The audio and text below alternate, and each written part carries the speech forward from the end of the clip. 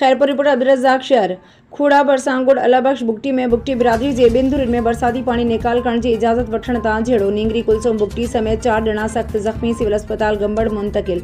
मुतासिर धुर पारां वाक़े खिलाफ खूड़ा मीडिया हाउस आॾो एहतजाजी मुज़ाहिरो कयो वियो। उन मौक़े ते मुज़ाहिरीन मीडिया सां ॻाल्हाईंदे इल्ज़ाम आणंदे चयो त बरसाती पानी निकाल करण लाइ इजाज़त वठण वियासीं त बाअसर ASI पुलिस एहलकार मोहम्मद अयूब बुगटी, हमज़ अली बुगटी, रमज़ अली बुगटी, तौफ़ीक बुगटी ऐं ॿियनि लठिन कुआड़ियुनि जो वसकारो करे नींगरी कुलसुम बुगटी समेत 4 ॼणनि परवेज़ अली बुगटी, अली शेर सुल्तान बुगटी खे सख़्त ज़ख्मी करे छॾियो, जिन खे गणती जोगी हालत में सिविल अस्पताल गंबड़ मुंतकिल कयो। खूड़ा पुलिस ज़ख्मियुनि खे लेटर ॾेई सिविल अस्पताल रवानो कयो। हिननि चयो त बाअसर ASI मोहम्मद अयूब बुगटी हर ॿी रोज़ राति जो ॾोहारी क़िस्म जा माण्हू घरनि में रहे थो, जंहिं काफ़ी दफ़ा मना कई आहे, पर बाअसर गारगन ऐं मौतमार धमकियूं ॾेई खेसि बरसाती पानी निकाल करण जे लाइ इजाज़त जो चयो त बाअसर असां मथां कड़की पिया। हिननि SSP Khairpur doctor Samiullah Soomro, DIG Sukkur पीर मोहम्मद शाह खां मुतालबो कयो।